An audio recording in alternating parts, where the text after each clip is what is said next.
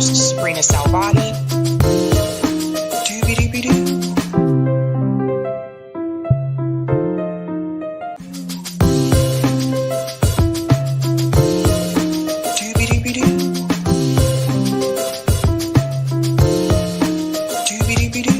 I'm your host, Sabrina Salvati.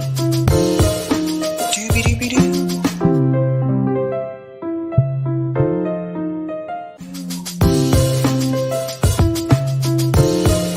Doobie-doobie-doo. Doobie-doobie-doo. I'm your host, Sabrina Salvati. All right. Happy Sunday. Welcome to Sabby Sabs podcast. I'm your host, Sabrina Salvati. I have a special guest with me tonight. Kshama Sawant is here. She is the city councilor of Seattle. She's an activist and she's a member of Socialist Alternative. Welcome, Kshama, and thank you so much for joining me. Thanks so much for having me. All right. So the first thing I wanted to talk to you about, I know that last year you had a recall that you were dealing with. And I was curious, given the fact that you did not run through the two-party system, can you please explain to everyone, how did you win to begin with, and how did you beat your recall? As many of your viewers might know already, we, meaning Socialist Alternative, the organization that I'm a part of, and we won the first city council election that we won in 2013. And then since then, we won our first re-election in 2015, our second re-election in 2019. And then, as you said, we also beat back an attempted recall of us last year. And that recall attack was launched on us less than a year after we had won our second election in 2019. And in fact, not running within the Democratic Republican two-party system was a central aspect of our political strategy to begin with, precisely because we know that for working people, for ordinary people who are struggling in this brutal system of capitalism, the running as Democrats or Republicans, or what's on offer from the two parties, regardless of their differences, has never worked for working people. And so we, in the post-Occupy movement era, we wanted to demonstrate that actually American working class consciousness has shifted by leaps and bounds, and that there is a tremendous opening for building a genuine left, but that requires actual leadership, courageous leadership that can break from the two-party system that's, as I said, regardless of their differences, stand for the capitalist system, stand for Wall Street interests, and have a political example, an example of political representation that unambiguously fights for working people. And that is the strategy through which we even defeated the recall. I mean, we had everything stacked against us last year in the recall attack, and along with all the other attacks, we also had an unusual December election aided by the Washington State Supreme Court. The ruling class had enabled a December election when people are tuned off politics. They were very sure that they were going to defeat us, but the way we defeated them was by refusing to accept the political bounds of the democratic political discourse in the city of Seattle, and also refusing to play defense. Instead, we went on the offensive. We collected 15,000 signatures in support of a strong citywide rent control. We fought for renters' rights, and in fact, we won some of the biggest victories that we have won for renters' rights. We won last year in the midst of the recall. So really going on the offensive and fighting boldly for the needs of working class is what enabled us to defeat the recall. What advice would you give to people who still want to do the strategy of putting progressives through the Democratic Party? And I bring this up because this has constantly come up over the past couple of years. I think we've seen with the squad that they have not been, fighting for us. They said they were going to go to the mat. They were going to take on the Democratic Party establishment. We have not seen that happen. We've seen them vote along with them when it comes to voting for $40 billion to send to Ukraine. We've seen them vote along with them with funding the police. And they didn't want to force the vote for Medicare for all during the time of a pandemic.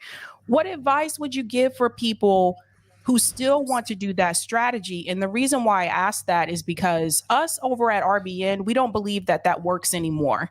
We believe that we should be putting 80% of our energy into direct action and mutual aid. And if you're going to do electoral politics, I'm talking about running as an independent or running third party, but mainly focusing on the local level, because that's where I feel you can implement the most change. But for people who still want to do that strategy, the Justice Democrats model, what advice would you give to them? Because I just don't see this working in DC. It's not going to work anywhere. In fact, and let's come back to the question of local versus what happens at the federal level in a second. But in terms of what we can say, what arguments we can present to people who might think that, well, yeah, I agree with you about the Democratic Party's failures and their betrayals, but what other option do I have? I think what happened with the Roe v. Wade ruling, this utterly shameful ruling from the Supreme Court, that issue is actually quite a clarifying issue to understand why we need to reject the Republican Democrat setup and really fight for a new party for the working class. Because while on the one hand it was the Republican and the right wing that carried out a relentless decades-long campaign to defeat Roe v. Wade, and it really they have been the instigators of this campaign against abortion rights. It's also true that the Democratic Party utterly failed to provide any kind of fight back. They had 50 years. The Democratic Party and their NGO affiliates, all the women's organizations, liberal feminist organizations that stand with the Democratic Party and have used this dead-end strategy of aligning themselves with the Democrats, using the legalistic methods which have never worked. What they have shown is that they are completely incapable and unwilling to do what is needed to fight for our basic rights. I mean, in this day and age, we know this is the 21st century, the basic right, healthcare right for reproductive access, and bodily autonomy. If the Democrats have not been capable of fighting for that, then what else could they possibly fight for? Not only did the Biden administration and the congressional Democrats not mount even a semblance of a fight back once the memo was leaked, they had months to to build rallies, marches. They could have brought their real political base to bear against the right. They did not do that. But not only did they not do that, the entire last 5 decades are the epitome of the Democrats refusing to stand up for abortion rights. At any time when they had the White House and the 2 houses of Congress, they could have codified Roe v. Wade, and they did not. So I would say it is a fool's errand to keep holding our breath that maybe one day the Democrats will shape up. In the meanwhile, the oppressed are facing even more dire attacks on their rights. Women, the LGBTQ community, the poor, and the working class in America have been bearing the brunt of recession after recession, and a bigger and worse recession is around the corner, not to mention the inflation. Look at the sacrifices that people are having to make every time they go to fill their gas tank. Food prices are skyrocketing, rents have skyrocketed for decades. So in the face of this massive injustice, there is no justification for not fighting for a new party for the working class. But at the same time, what I would say is that I don't know that our primary audience, in terms of building the left and really building a fight back, I don't know that our primary audience is people who are just going to refuse to move away from them Democrats. I mean, obviously, we should continue a dialogue and debate with them, be very honest, but also, really compassionate to the fears that they feel. But at the same time, understand that there's a whole layer of millions of young people who don't share these illusions of the Democratic Party. But instead, now the problem is that in this new period, even though there are tens of millions of young people ready to fight, there is really virtually no political leadership. And that is what we have to really focus on and call out all the leaders who have failed to provide their leadership, provide this leadership, whether it is the Squad and the AOC and Pramila Jayapal who have just not been able to provide that leadership, or leaders in the labor movement or in social movements. I mean, just take the example of Black Lives Matter. Just an incredible street movement, the biggest street movement in US history. And in retrospect, young people are correctly, sort of evaluating that the victories won by the Black Lives Matter movement have not been commensurate with the strength of the street movement. Why? Because the leadership, for the most part, failed to fight for the needs of the black community, of black working people, of everybody who wants a society that fights clearly against racism. And so, at every step of the way, what you see is a whole layer of leaders, and really, I will call them gatekeepers, whether it is BLM or the Squad, or in the labor movement. And I speak as a rank and file member of the labor movement, a teachers union myself. That at every step of the way, what we face is these so-called leaders, but really what I would call them is gatekeepers to building an effective struggle, and that is where the real fight lies. Again, with the Roe v. Wade, I spoke at a rally of thousands of people in Seattle downtown just 2 days ago, and what did I see? It was a sea of young people who want to fight back, but again, there is no leadership, and the voices of people like my organization, Socialist Alternative, are the few and far between, and that's a debate that we need to have on the left, inside DSA, inside the labor movement. The rank and file of labor has to take up this debate of the need to break from the failed strategies of aligning ourselves with the Democrats, and at every step of the way, making compromises in favor of the bosses and the ruling class. There also seems to be a bit of hypocrisy with the Democratic Party, because Nancy Pelosi, she made a speech yesterday, so did Joe Biden, saying that we're gonna fight back against this. This is why we need you to vote for us in November, which I predicted this was coming. I feel like this was something that the Democratic Party kind of held in they kept this card in their back pocket, and now they're pulling it out because they know that Joe Biden is doing so poorly that they really needed a reason for you to come out and vote for them in the midterms. But to give you an example, Nancy Pelosi endorsed Henry Cuellar, who is not pro-choice. And he had a candidate that was running against him who was pro-choice. So did Jim Clyburn, also endorsed Henry Cuellar. Hakeem Jeffries has also donated money to Henry Cuellar. So to me, there just seems to be a lot of hypocrisy. You're telling us that you're going to fight for women's rights and you need us to donate to you to do that. But at the same time, you are endorsing and supporting Democrat candidates that are against women having that option. Oh, it's rank hypocrisy. I could not agree with you more, Sabrina, that this is just shameful hypocrisy on the part of Nancy Pelosi and Joe Biden, and all their crocodile tears about the demise of Roe, and really who's going to pay the price for their unwillingness and inability to act. It's primarily poor and working class women and LGBTQ people in multiple states who are going to face this attack and pay the price for it. They're going to have to forego several hours of pay, several days of pay, maybe even face job loss just to be able to go to another state to get their bodily autonomy fulfilled. And in fact, it's also important to see that this hypocrisy is being seen through by a lot of people. I don't know if you saw this video that actually went viral from Friday night, where thousands of protesters in Houston, in Texas, were protesting, about this shameful ruling. And Beto O'Rourke, this Democrat, this fancy Democrat, shows up trying to capitalize again in in complete hypocrisy, trying to make hay out of the protest, trying to act like he's on their side. But it was gratifying to see these thousands of rank and file protesters. And by the way, this protest was organized by Socialist Alternative Houston. And I urge your viewers, if you haven't seen this, search for this video on Twitter, or maybe Sabrina, you can link to it. But in this video, you can see that Beto shows up there, and these voters, these protesters, the activists, are not fazed or confused. In fact, the chant that they chant is, voting blue is not enough. Democrats, we call your bluff. In other words, millions of working people are understanding that this whole idea of, you just vote blue, just vote Democrat, it's not going to work.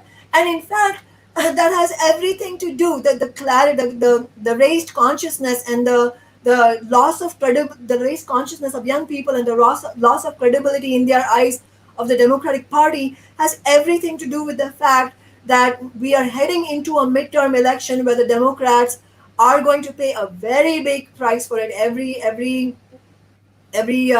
pollster has predicted that that's going to happen, and they're doing nothing. I mean, right now Joe Biden has a heap of executive orders he could sign if he wanted to prove that the Democrats actually wanted to do something. But I'm not holding my breath. I don't expect that to happen. We've also seen organizations like Emily's List and Planned Parenthood again failing to provide any kind of action. I mean, many of the protests, Socialist Alternative organized, in New York, in Seattle, in Minneapolis, in Houston, as I mentioned. Why aren't these mass organizations, why aren't they calling for hundreds of thousands, millions, maybe even tens of millions of people to go out on the streets and protest? They could have done that, but they didn't do that. But instead, what did they do? These Emily's List and Planned Parenthood, I think they're donating some millions of dollars to get Democrats elected in November. Again, another failed strategy. So, but we cannot be party to that.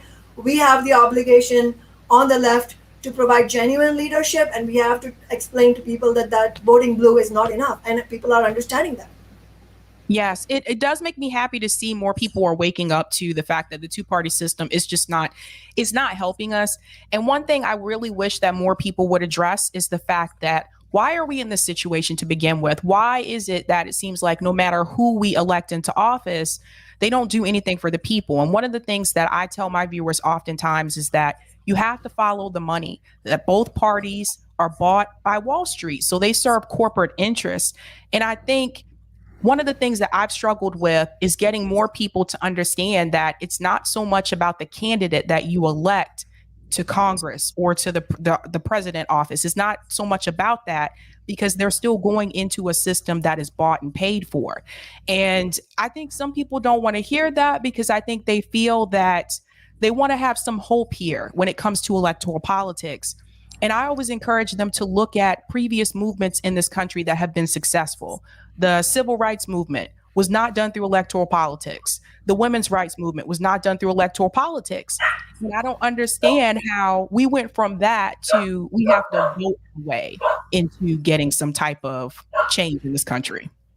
No, you're totally right, Sabrina. I mean, just simply electing personalities, or falling for personality politics is not going to be the answer. In fact, you're dead right. Roe v. Wade itself, this is important for us to look at the history at this moment in the wake of the Roe defeat, that Roe v. Wade was won in the first place, not through, electing this or that Democrat. It was not won through some sort of benevolence of a Supreme Court. It was certainly not won through any kind of clever bipartisan, whatever, maneuvering by the Democrats. It was won purely, as you said, because millions of people understood that it is time to change society in many ways, and the women's movement had become a militant street movement and also a workplace movement that was combined with tremendous strike action. And at the same time, the women's movement itself was buttressing other movements like the civil rights movement, the Native American, indigenous rights movement, environmental rights movement, and the anti-war movement. So it's really incredible, and it's important for us to repeat this history again and again, because otherwise there's a danger of having an ahistorical and inaccurate understanding of political processes. That Roe v. Wade was won in the Nixon era, and it was won through a majority ruling of a heavily Republican Supreme Court. It was a majority Republican Supreme Court. There were Nixon appointees, for God's sake, in that Supreme Court, and yet they were the ones who ruled in favor of Roe v. Wade. Why? Because the ruling class, the capitalist class as a whole at that time, was so fearful of the mass movement and the militancy of that struggle. It wasn't only that millions of people had taken to the streets and were engaging in strike action.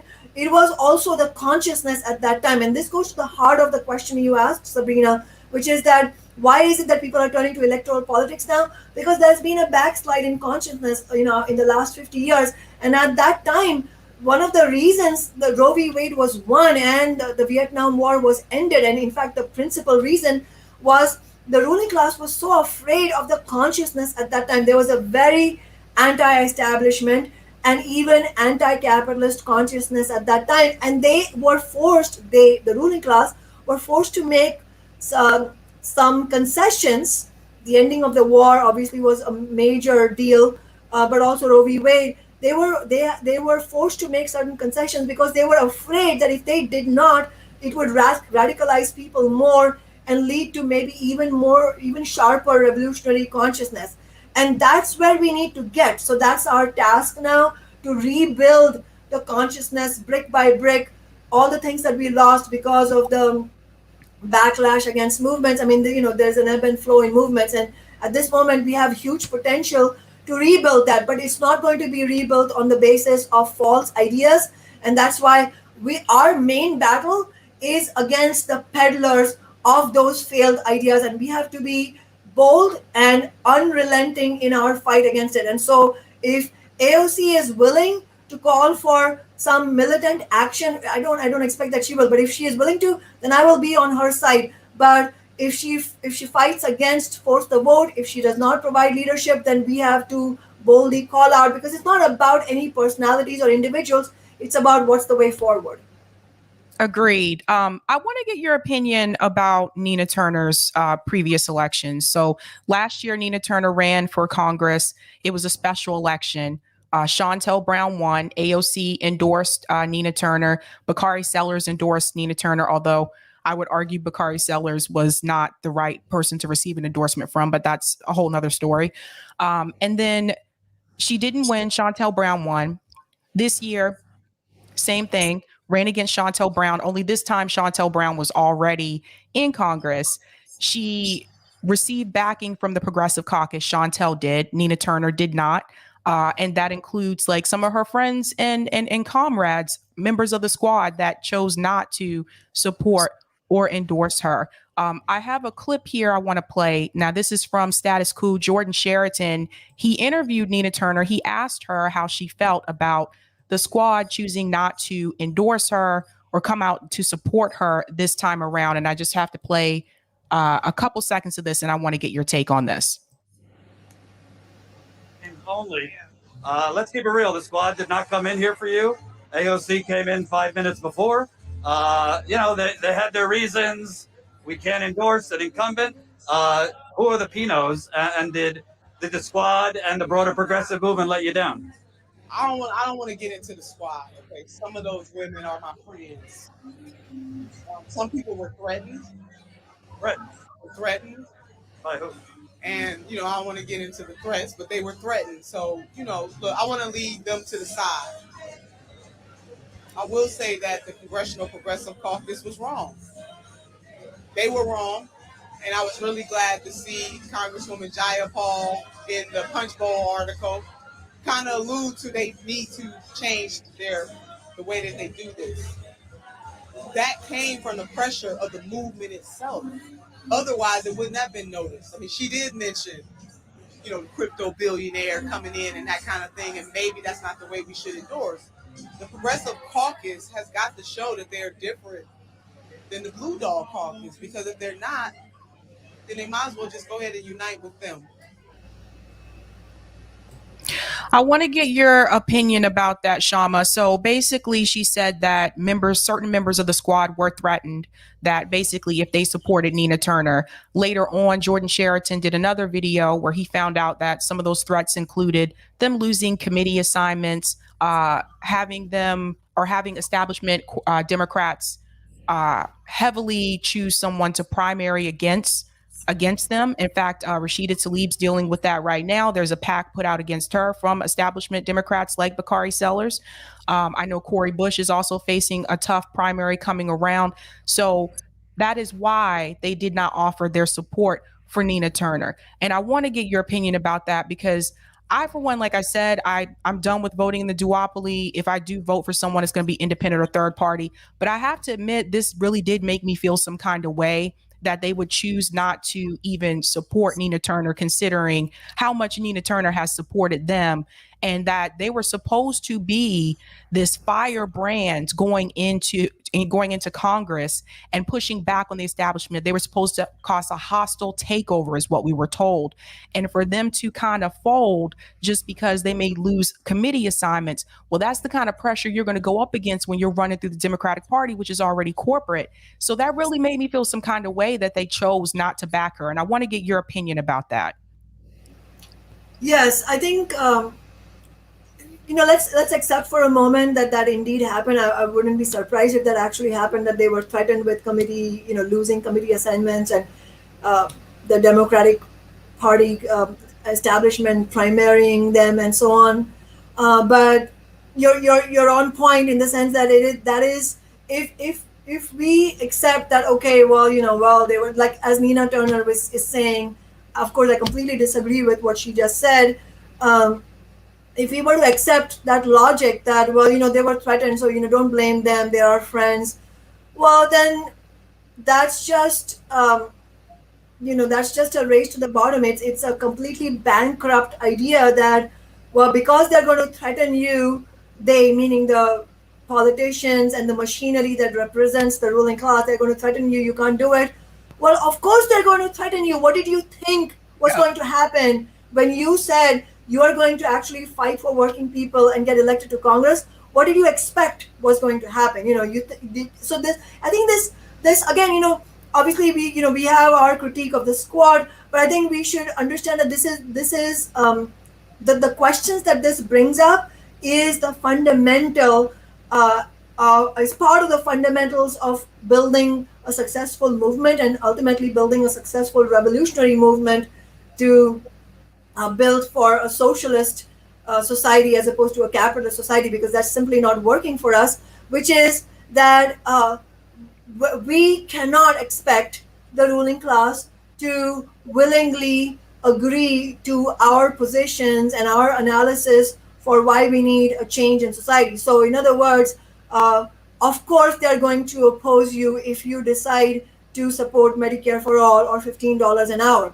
You have to have a strategy to fight against that, and it is simply not good enough. I don't care how good your intentions are, it's simply not good enough for you to say, well, I was threatened, so I can't do anything. No, look at the adversaries that Socialist Alternative and my office went up against, and here we are, almost 10 years later, not only still standing strong, having essentially won 3 re-elections on top of our first election, but also having won historic victories. How did we do all that? Is that because, and again, what I'm about to say, Sabrina, also touches on the earlier point you brought up. I think it is a very important point about local versus federal. A lot of people would like to believe that, well, let's start left politics locally because it's too hard in Congress, we can do it locally. I mean, there is some truth to that, logistically speaking, organizationally, in the sense that generally they tend to be smaller scale campaigns, and to that extent it's true, and we do have to be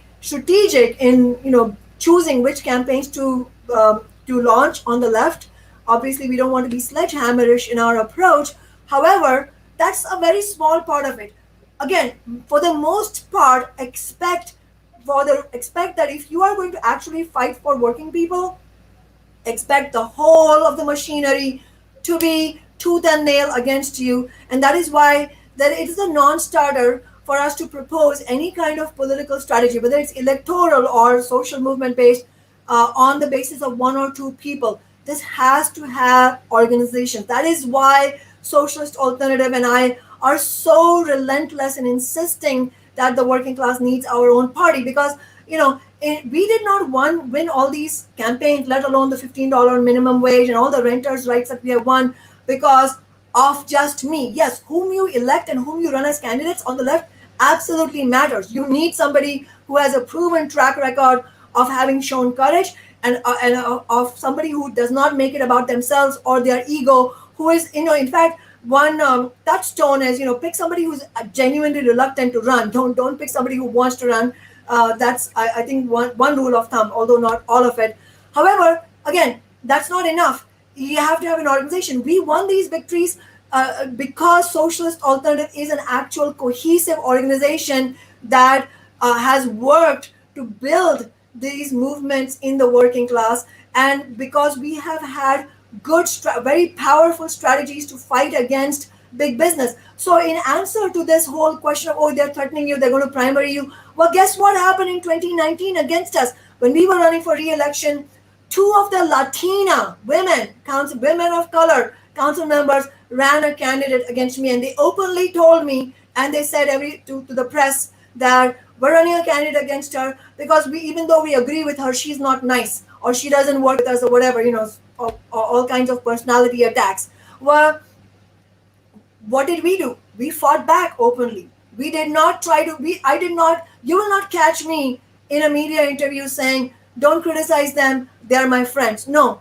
Anybody who works for the establishment and effectively undermines the movements of working class people and pushes back against their needs, they're not my friends. I'm not there to make friends. And so if you don't understand that, when you go into the halls of power under capitalism, and if you claim to fight for working people, you're not there to make friends. They're not your colleagues. This is not a normal workplace where, obviously, in a working environment, we should build working class solidarity, and that's what part of what unions is all about. But when you are representing the interests of ordinary people in the face of people who represent antagonistic interests, you're not there to make friendships. You're not there to build your career. You're not there to be collegial to them. Absolutely not. And do not apologize for standing up for working people. And they will paint all kinds of, sort of horrific things about you. I mean, I've lost count of the things that they say about me, the bad things that they say about me. But they're going to. And in fact, as I've often said, if they don't say those things about me, I would worry that I was selling working people out. If the establishment was ever happy with me, I would seriously worry about what I was doing wrong, because I expect that if I was doing my job right as a spokesperson for ordinary people, then the ruling class will be upset at me. And this is the point that people need to understand. It doesn't matter whether you're running locally or you're in Congress. This is the same story. If you refuse to either sell out or be marginalized, expect the whole machine to be against you. And so what do? You build your own firepower. How? By having your own political organization like Socialist Alternative, like a new party for working people, and by building movements on the ground, work outside City Hall, not inside City Hall. Agreed. And this brings me to Bernie Sanders because sorry, I had a little bit of echo. This brings me to Bernie Sanders. And the reason why I bring him up is because Bernie Sanders, he ran in 2016. He kind of came out of the Occupy movement, or maybe not came out of the Occupy movement, but he took that message, it's about the 99%, and put it into a campaign. He didn't win in 2016. He ran again 2020. Same thing. We saw what the DNC did to Bernie Sanders again. Obama came in, made a phone call, told people to drop out of the race. I would argue that we don't have fair elections in this country. I think that's part of the problem. But the other problem, too, I think the mistake that Bernie Sanders made was running through the Democratic Party. I think if he would have ran as an independent or even third party, even if he didn't win, I still think that would have really sent a message to the people. But what happened was he ran through the Democratic Party. We had this Occupy movement. Obama came in and stopped that. He took that message, ran it through the Democratic Party, lost 2 election cycles in a row. And then he told us at the end to just go ahead and vote for Joe Biden. And just like that, he left his movement. He walked away from it. So we had nobody else leading this movement anymore. And so this is the problem I think I have with Bernie Sanders, is that at the end of the day, I feel like he didn't want to go the way of Ralph Nader. So he just decided, you know what, I'm just going to go along with the Democratic Party, forget the movement. And so people are still struggling.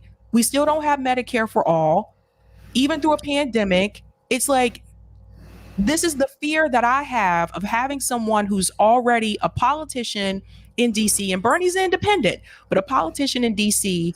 And they take these ideas and say, let's create a movement. But once the campaign is over, the movement is gone.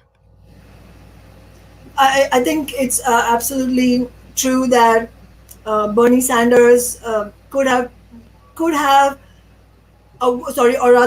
absolutely have provided a much better example of a way forward had he run as an independent. In fact, I don't know if you know, but I spoke alongside him I believe in September of 2014, it was when the People's Climate March was happening in Manhattan, and I urged him publicly to run independent in his upcoming campaign, and he said that he didn't want to do that, and I don't remember his exact words, but paraphrasing him, I think he said something like, I don't want to run an educational campaign, and what he meant by that was, I want to actually win. I don't want to run a campaign in just in name.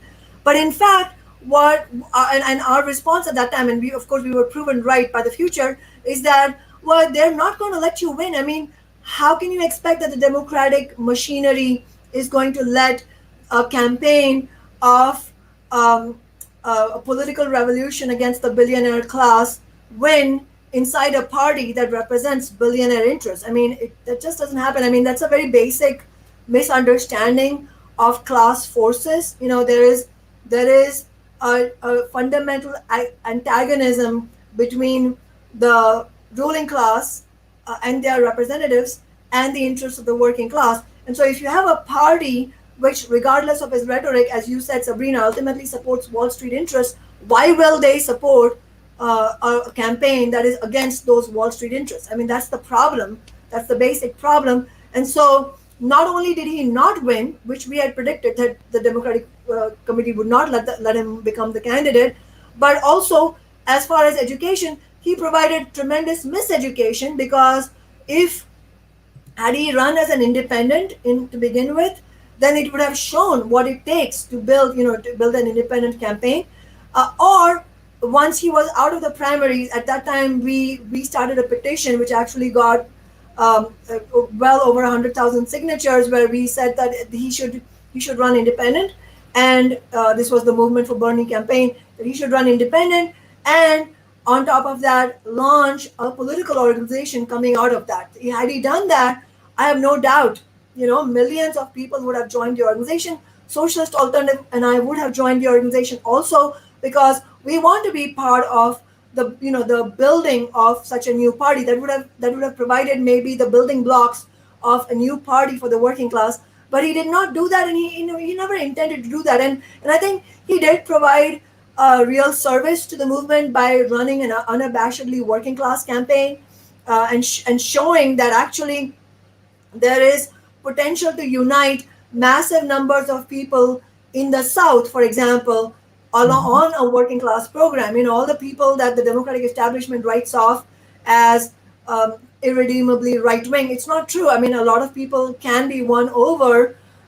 It's not going to be straightforward, but Bernie showed that if you run on $15 an hour, and at this point it should probably be $25 an hour, and Medicare for all, taxing Wall Street to fund our needs to make university free, that we can win a lot of people over. So that's one thing that was proven through the 2016 campaign. But the political strategy does matter, and the strategy of running to the Democratic Party is simply not working.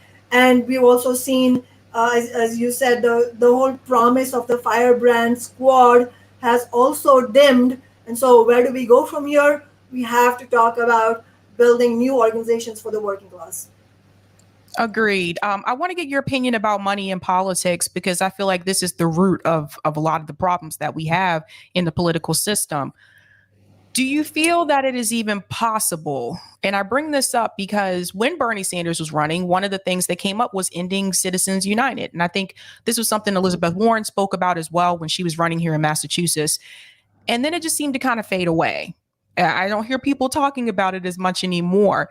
And I'm wondering, is there a way, or do you believe that you can get corporate money out of politics? And if so, how do you feel that could be done? I mean, in some sort of long-term or fundamental way, I don't believe it can be done on the basis of capitalism, because capitalism is a system that, it's not like it's not working well right now. Capitalism's very existence, very essence, is to consolidate more and more wealth in the hands of a few at the top, at the expense of the needs of the many. That's the DNA. That's in the DNA of capitalism.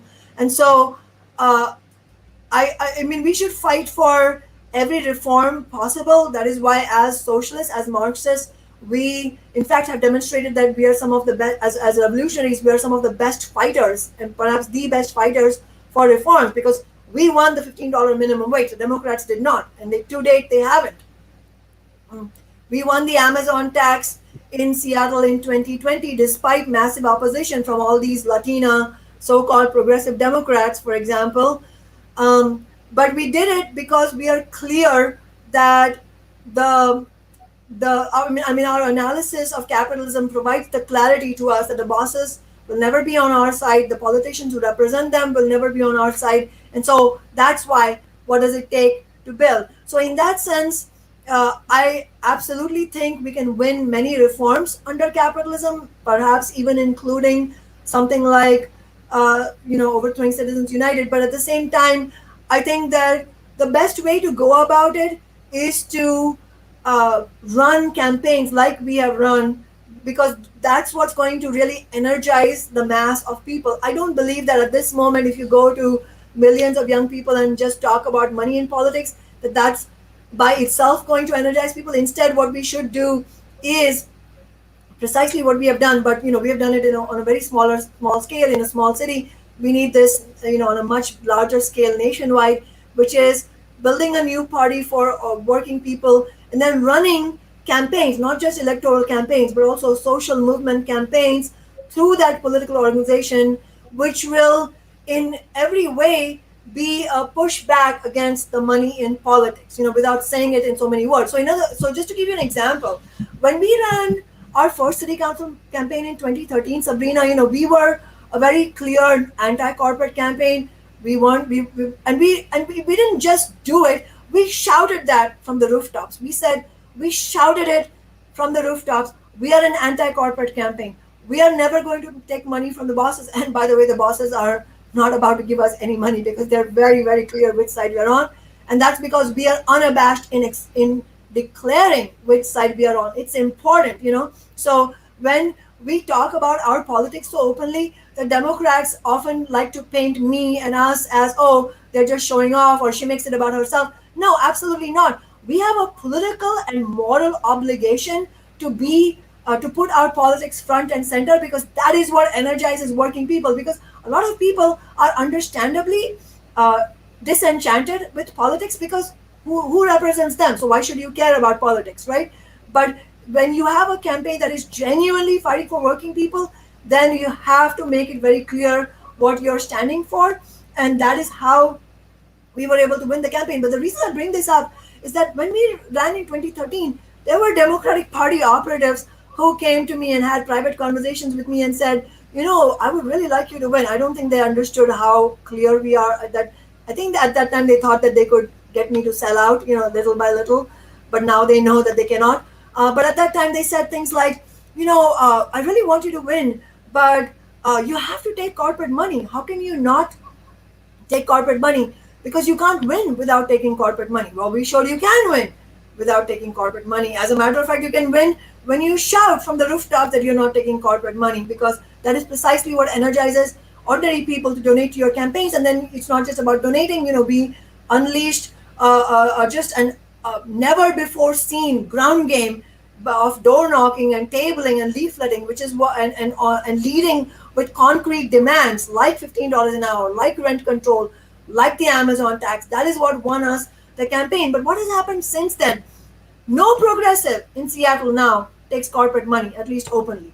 So in other words, you can see a situation where so-called progressives have to live up to a higher bar created by the left, like by us, but they are still not on the side of working people. So the same Latinas who didn't take corporate money in their campaigns were the same ones who ran a candidate against me, were the same ones who fought tooth and nail against the Amazon tax. So in other words, there can also be a danger of those things becoming a cosmetic change, and then still representing the interests of the ruling class. That is why I'm saying that while we fight for reforms, and we should fight doggedly for every reform, we also have to relentlessly point the connection between what we are fighting for in the immediate to the nature of the capitalist system itself, and explain that it is not going to be enough to fight for reforms, because It will just, capitalism has an amazing malleability. It keeps adapting itself to every new situation, but it's never going to work for us. I want to get your opinion about third parties. So this has become a hot topic recently, especially with movements for a People's Party, although it's not an actual political party per se, but that's something that they're trying to do. How do you feel about third parties? And the reason why I ask this as well is because the Green Party's had some issues, although nationally they've had some issues, but locally they win. Same thing with the people that run independents. An independent candidate just won mayor in Illinois a couple days ago. So this is what I tell people, that when it comes to the local level, I do see Green Party candidates winning races. I see independents winning races. I see libertarians. I see socialists winning these races. It seems like the difficulty is when they have these national campaigns. I want to get your opinion about third parties and if you think that is the better option, or do you feel like there's going to be issues with third parties as well? I mean, to some degree, as I said before, yes, I think we have to examine each campaign from a tactical standpoint. And so wherever the left can run viable campaigns locally, we absolutely should do that. And as I said, yes, to some degree, there is a logistical component to running campaigns, and local campaigns might be easier than national, like congressional campaigns. But I think that's a very small part of the story, honestly. The larger part of the story is, for example, what kind of campaigns are these left candidates running? In other words, it is not, and what are they achieving once they are in office? In other words, it's not simply about accumulating independent or left or third party positions in number. It's not about accumulating the number. It's about what we can actually accomplish. So I would say, at the risk of sounding maybe a little disproportionate, I would say that Socialist Alternative has, we just have one elected position in Seattle. We're a small organization. We don't have any delusions of grandeur. I mean, we don't pretend to be the new third party. We're calling for a new third party and we want to be part of it. However, I think it is accurate to say that even though Socialist Alternative has one elected position, and between the DSA and the Greens and other independents, they probably have 150, 200 elected positions. And yet, which of those positions stand out in remotely in any way, in the way that we have proven ourselves? So in other words, I really think we should warn ourselves that it's not about accumulating more and more candidates. Yes, more would be better, obviously, but it's not just about the number. It's about what we actually run the campaign on, and what do we do when we win office. So, for example, when we run campaigns, we're very clear. Because we're not running. First of all, we're never running on personality or individual qualities or whatever. It's about the fighting program, and every campaign that we have run has come with concrete demands, and we have won those demands, many of those demands, because we use a movement building approach to the electoral campaigns themselves. And then once we won the office, when we took office in 2014, again, we took a movement building approach to using that office. I really don't see very many other examples of this. A rare example that I can think of is council member or Alderman Byron Siccho Lopez, who was a DSA elected in Chicago. He's currently serving. He has shown tremendous courage. But again, it's the rare exception to the rule, where you have all these DSA candidates and other left candidates, and they really are not using the position in the way that they have to. Sometimes they are, sometimes they are irrelevant, and sometimes they actually sell out, or a halfway sell out or whatever. So in other words, I think whether or not we support a left campaign really does come down to what kind of campaign they are running, and what do they do once they win office. And we have to have a high bar for what we want to do with these elected offices. Agreed. Kshama, I have one more question for you, because this is one that my viewers ask me often on the show, and I said I'm just going to ask Kshama herself. Do you ever think that you would consider running for a Congress position and not running through the two-party system? For example, I would like to see you primary challenge Pramila Jayapal. That's just me. But have you thought about that?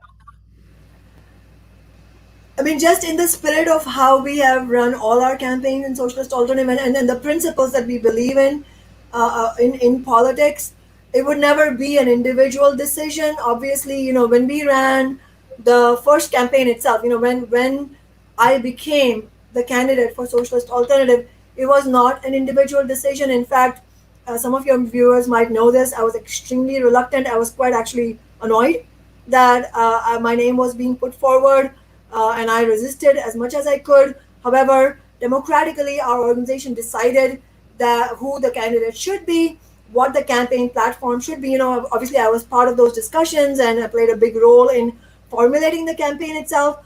But ultimately, my point is that it has to be the democratic decision of the organization as a whole, and the decision itself. Again, as Marxists, we take a very scientific approach to political analysis. So when we run a campaign, it will be based on, is there a tactical advantage here? Is there an opening here? What kind of demands will we bring up? Who is the candidate who will be best suited for this position? Maybe I won't be best suited in another situation. Maybe another candidate would be best suited. In that sense, it's a scientific and democratic process of decision making. Sorry for being long-winded, but that's the process we would take to decide if we would run for a different office as well. Awesome. Kshama, thank you so much for coming on. Where can people find you on socials? So you can go to my City Council Twitter account. That's CM Kshama. That is CM and my first name KSHAMA, all one word, Council Member Kshama. Or you can go to socialistalternative.org, which is my organization's website. There's a join form there. You can, even if you don't want to join, if you want to join, fantastic. You should definitely write to us. But if you don't want to join but want to find out, also feel free to write to us. Somebody will definitely respond. And if you want to write to me personally, feel free to message me on Facebook or on Twitter, direct messaging. We're very available and accessible. Awesome. Kshama, thank you so much. Talk to you later. Thanks so much, Sabrina. All right, guys, I want to go ahead and make sure I go through. I see a lot of super chats here. I want to go ahead and address those. So I'm going to go ahead and do that. Colin, thank you so much for the super chat. Roe v. Wade also brings up women who seek IVF. Selective reduction is done so women don't carry all embryos. That implant. That's interesting. I didn't realize that. So women don't carry all embryos that implant. So this issue affects women and men who desire to have children. Oh, this is interesting, Colin. Thank you so much for saying that. Thank you for the super chat. Surreal. If you are a progressive, the road for the movement inside the Democratic Party leads to a graveyard. Kshama Sawant. Thank you as well, Paulo. Hashtag stop shopping. I have no problem doing that, Paulo. I don't shop much. I have no problem doing that. Thank you for the super chat, Steve. Kshama, we love you so much. Thank you for the super sticker, Debo the Black Panther. That is very generous of you, Debo. Thank you so much. Thank you for the super sticker, Juliet. Thank you for the super chat, the Orange Ninja Turtle. I like that name. The reason your progressive politicians are weak and afraid to go against the flow is because the inherent trait of that's the inherent trait of progressives. They want to fit in with the common culture. Ooh. Thank you for the super chat, AJF. I suggest people to not accept the Democrats are feckless or weak. That's actually the progressives now in Congress who should be primaried. Woo! Thank you for this one as well. Are the Democrats exhibiting fecklessness and weakness when they shiv the left via blaming them for Democrat incrementalism? And when the media frames establishment Democrats are going too far left, throwing the left under the bus? Good question. Thank you for this super chat, CJ Jamrock. Welcome to Jamrock. Boom, boom, boom, boom. Welcome to Jamrock. See, now I got that song in my head. CB says, preach 100, 100.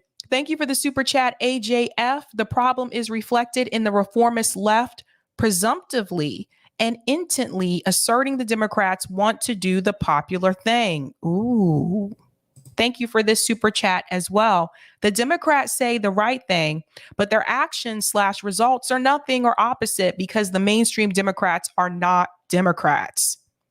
And thank you for this one as well. Democrats occupy left politically for the socio-cultural comfort it affords them as actual liberals and neoliberals. Bam. And shout out to Intermediary Fossil, who just became a Sabby member. Whoop, whoop. Whoop, whoop.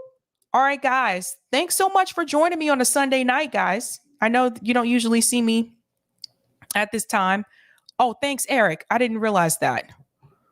Yeah, Eric wasn't with me tonight because he's doing something, but he helped out anyway. So thank you so much, Eric.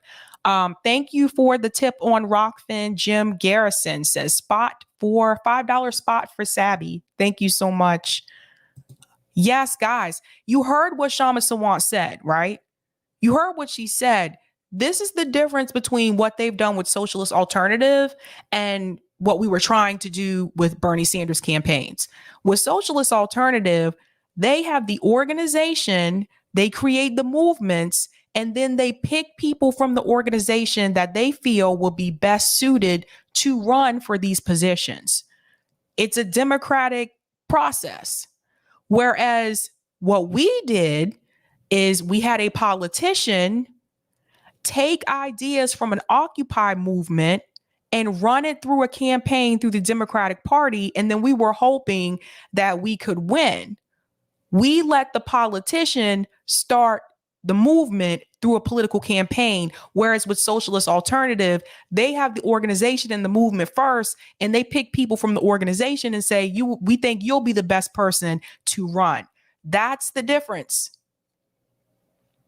And that's why one of the things I like about Socialist Alternative, one of the things I like about Kshama Sawant is that they really understand that you have to do the work on the ground. You need to have direct action. You need to have mutual aid. You need to have those labor movements.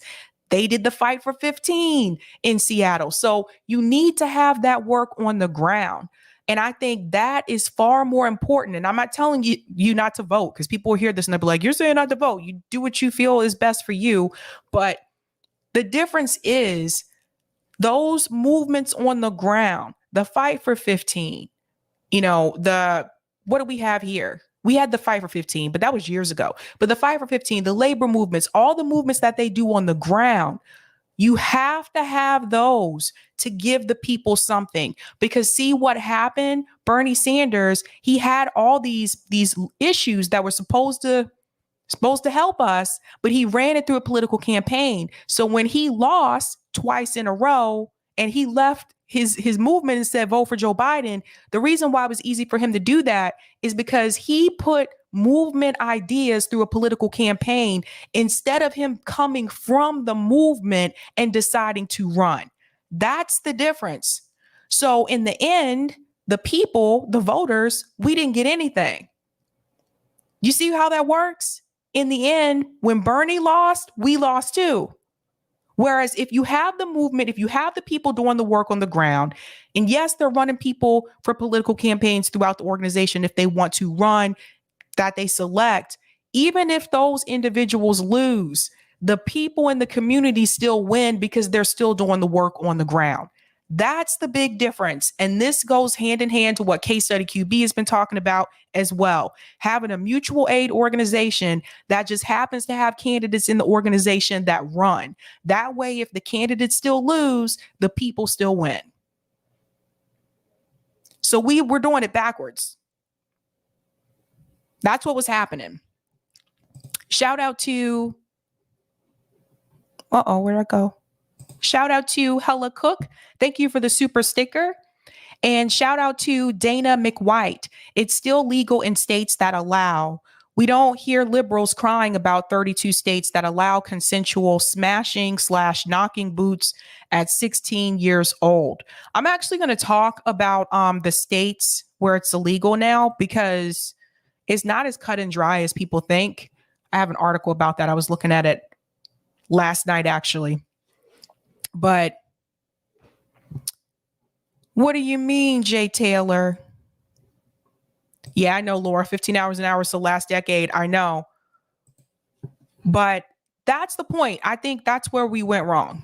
I really do. Like, we should have had, like, that Occupy movement should have just continued. I know Obama came in, tried to break it up, but I would have said, let's start it again another time. Like, that should have continued on its own, not through Bernie Sanders. Because like I said, he didn't come from the movement. He was a politician that decided to take some of those ideas and put it into his campaign. That's why we didn't get anything. So there's that. But guys, I'll be back tomorrow. I have some pretty interesting stories to cover tomorrow. And then also,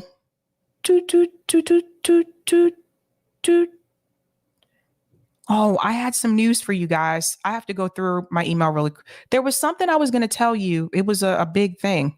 Hey, now I forget. I'm sorry. Someone's coming on and I forgot. I'm sorry, guys. I forgot. Anyway, I'll find it. It's in my calendar somewhere, I'm pretty sure.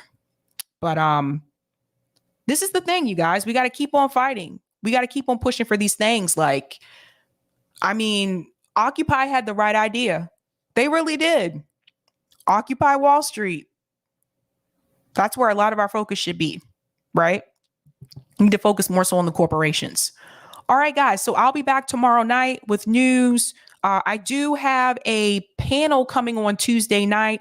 They are trying to start a national public bank. That should be really interesting. And I have news after that as well.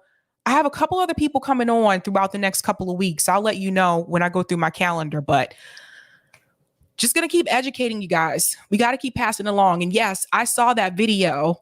I'll show it to you guys if you haven't seen it, but I did see this video that Kshama was talking about. Young people, man, I got to tell you, they're really starting to wake up. They really are. This is what I'm saying. I'm really saying shout out to the young people. And it makes me so happy that more people are starting to see, like, wait a minute, maybe both parties are the problem. So I'm going to end with this. I'll play this video that Kshama was talking about because I want you to see this really quick. Here we go. Democrats, recall your bluff. Voting blue is not enough. Democrats, recall your bluff. Voting blue is not enough. Democrats, recall your bluff. Voting blue is not enough. Democrats, recall your bluff. Voting blue is not enough. Democrats, recall your bluff. Voting blue is not enough. Democrats, recall your bluff. Voting blue is not enough. Democrats, recall your bluff.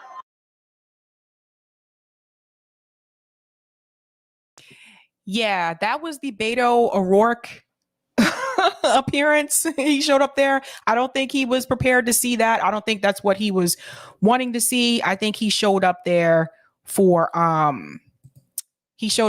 basically brownie points, just like he's done before.